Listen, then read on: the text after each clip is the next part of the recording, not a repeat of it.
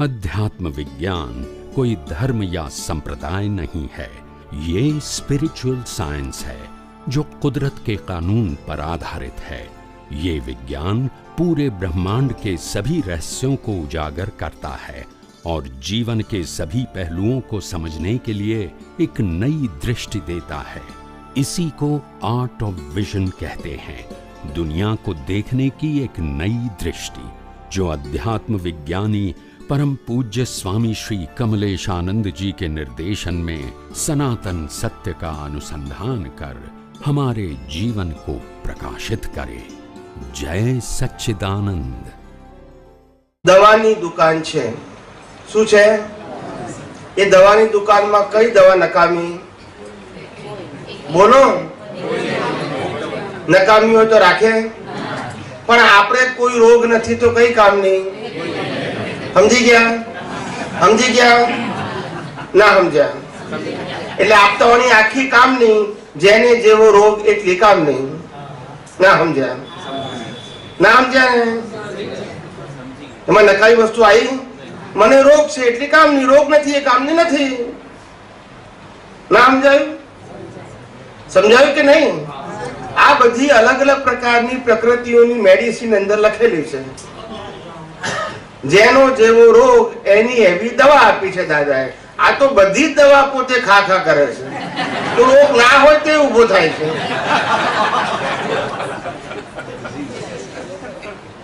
માટે દવા ખોટી નથી, આપણે રોગ નથી માટે કામની નથી। સમજાય છે મારી વાત? કોઈક માણસ હોય તો કે બસ હું તો ત્રિમંત્રની માળા ગાઉં છું રોજ 10 માળા કે છે, આપણે કે બહુ સારું કરે છે। પછી આપણે મંડી પડવાની ઘેર જઈને પછી એનો જેવો રોગ એવી એ દવા છે, એમાં ખોટી છે એવું પણ નહીં કહેવાનું, મારે કામની નથી એવું કહેવાનું, ખોટી નહીં કહેવાનું। શું કહેવાનું? પછી ક્યાં વાંધો છે? જેનો જેવો રોગ એવી એને દવા। ના સમજાયું? પરમ દિવસનો મારો સવાલ અધૂરો હતો જે 6 દ્રવ્ય બાબતનો, કે 6 દ્રવ્ય આત્મજ્ઞાન પ્રાપ્ત કરવામાં અગર તો મોક્ષ પ્રાપ્તિમાં કઈ રીતે ઉપયોગી થાય છે? કહું છતાં થોડો સબ્જેક્ટ જરા થોડો ગંભીર છે, થોડો સમય વાગશે, ધ્યાનથી સાંભળજો। હું થોડો જરા ફાસ્ટ બોલીશ, બહુ વચ્ચે પ્રશ્ન ના પૂછજો, એટલે તમને બહુ ખ્યાલ આવી જશે।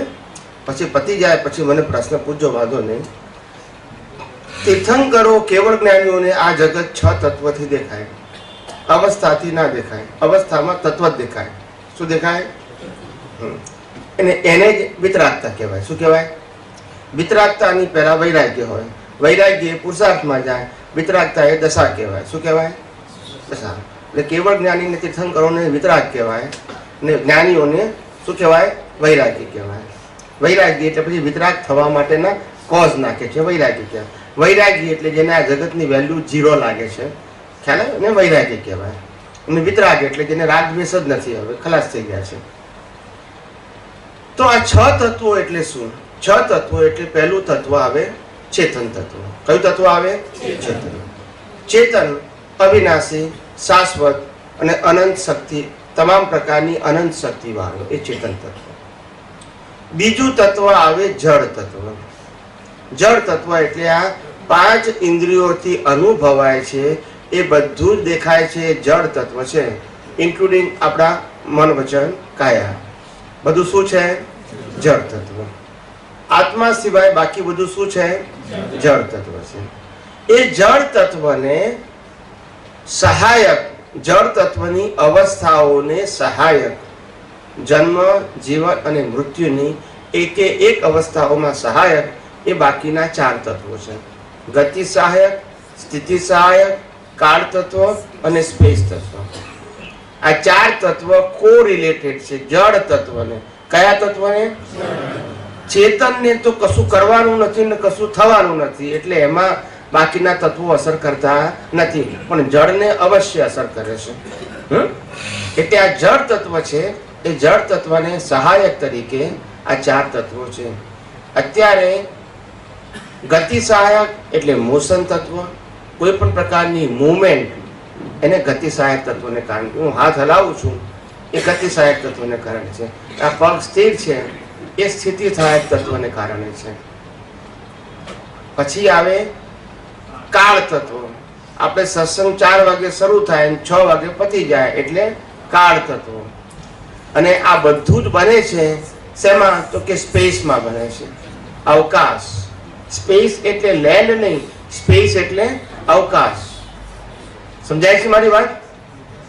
સ્પેસ એટલે લેન્ડ નહીં, સ્પેસ એટલે અવકાશ. આ જે ખુલ્લો ભાગ છે તે એને સ્પેસ કહેવાય. એનીવે, તો આવી રીતે આ 6 તત્વો છે અને 6 તત્વો એકબીજાના કોરિલેટેડ છે. આત્માની હાજરી, જળની હાજરી અને બાકીના 4 તત્વો અવસ્થા રૂપે કામ કરે છે, અવસ્થામાં સહાયક. આપણે અહીંયા બેઠા છે તો અહીંયા આગળ ચેતન તત્વ છે, જળ તત્વ છે, ગતિ સહાયક તત્વ છે, સ્થિતિ સહાયક તત્વ છે, ટાઈમ તત્વ છે અને સ્પેસ તત્વ છે. આ દુનિયાની કોઈ પણ અવસ્થા એ 6 તત્વોની હાજરી વગર હોઈ શકે નહીં. એટલે કોઈ પણ અવસ્થા 6 તત્વો વગર અસ્તિત્વ ધરાવતી નથી. હવે કેવળ જ્ઞાનીઓને અને તીર્થંકરોને 6 તત્વ રૂપે જ જગત દેખાય. કેવું દેખાય?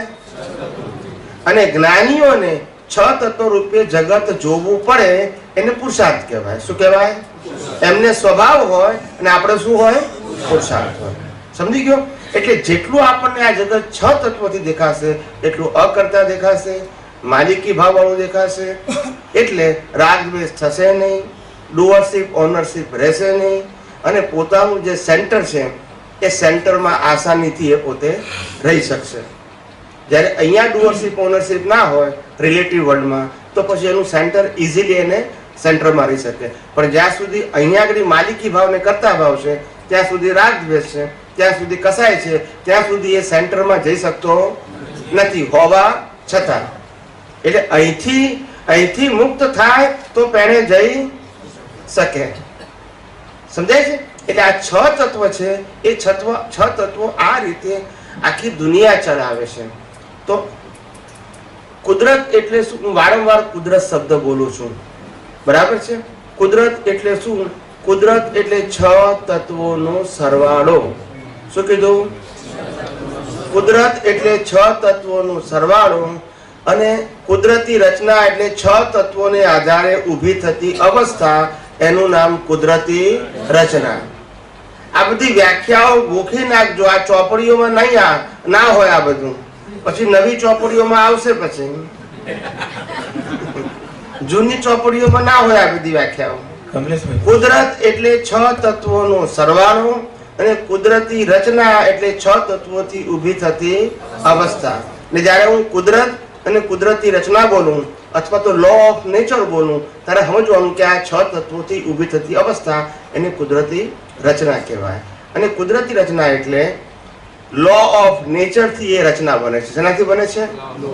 મેં કર્મ કર્યા હતા એનું ફળ આજે મને મળે છે, પણ ફળ કર્મ બાંધનારો હું, કર્મ ભોગવનારો હું.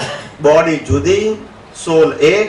પણ મેં જે કર્મ કર્યું તો એનું ફળ કોણ નક્કી કરશે અને ફળના સંજોગો કોણ ઊભા કરશે?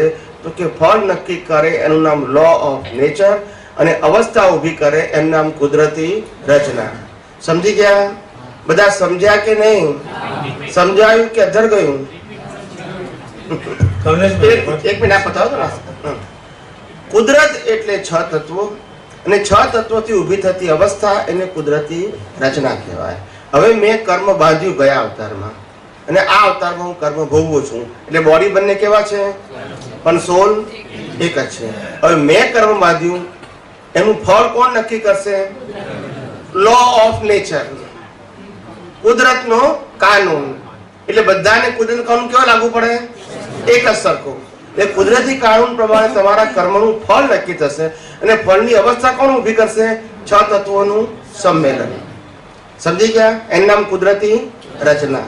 કુદરત, લો ઓફ નેચર અને કુદરતી રચના, આ રીતે આખું ફંક્શન થાય છે. એટલે હું વારંવાર શબ્દો બોલું છું ત્યારે તમારે એનો મિનિંગ સમજવાનો. બધું અધર ના જવું જોઈએ. આ સાયન્સ છે, એકે એક વસ્તુની ડેફિનેશન આપણા વિઝનમાં હોવી જોઈએ. કોઈ પણ વસ્તુ રેન્ડમ સાંભળશો તો બધું અધર જશે. બધું કેવું જશે? એટલે કંઈ પણ ના સમજાય તો મને પૂછવું, મને પૂછવાનો વાંધો નથી. કારણ કે અહીંયા સાયન્સમાં દરેક વસ્તુ તમે એક્ઝેક્ટ સમજો. એક્ઝેક્ટ એટલે સૈદ્ધાંતિક. કેવી? જો આ નહીં સમજો ને પછી ગોળ ગોળ થઈ જશે. યા પ્લીઝ. હવે આજે એક જ મિનિટ. પછી છ તત્વો એટલે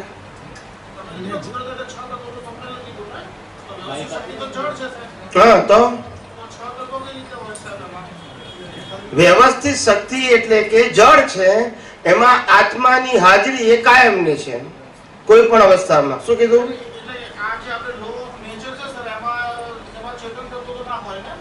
લો ઓફ નેચરમાં ચેતન તત્વ ના, પણ લો ઓફ નેચર ઉભી થતી અવસ્થા હોય ત્યાં આત્માની હાજરી હોય. કર્મ બાંધતી વખતે આત્માની હાજરી હોય અને ભોગવતી વખતે આત્માની હાજરી હોય. એટલે કે આપણે બોડી જે ભોગવે છે એની અંદર તો આત્માની હાજરી છે, પણ જે બાંધે છે ત્યારે નેચર જે છે, કુદરત જે છે, તો સર કુદરતમાં તો ચેતન ના હોય ને, એ તો શક્તિ છે, વ્યવસ્થિત શક્તિ એટલે કુદરત જ છે ને. હા, એટલે પણ શું તમારો પ્રશ્ન શું છે? પણ આજે આપણે વ્યવસ્થિત શક્તિ તો જળ છે, બરાબર, તો એમાં સાહેબ 6 તત્વોનું સંમેલન તો ના હોય, 5 જ તત્વો હોય. આત્મા વગર કર્મ બંધાય નહીં.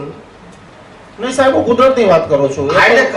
હ્યુમન બોડી તો બરાબર છે, એમાં 6 તત્વો. હું શું કહું છું? આત્મા વગર કર્મ બંધાય નહીં, નંબર 1. અને આત્માની હાજરી વગર કર્મ ભોગવાય નહીં. આ બે વસ્તુ સમજી લેવાની. એટલે કે જ્યારે કુદરત કામ કરતી હોય ત્યારે આત્માની હાજરી જોઈએ, એટલે 6 તત્વો થાય. ના ખ્યાલ આવે?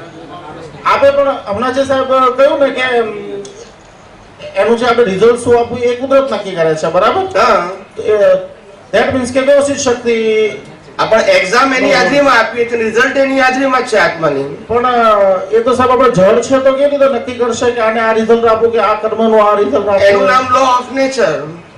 તો હા, તો એ જે આપણે લો ઓફ નેચર છે એ પણ સાહેબ 6 તત્વોનું સંમેલન રહેશે.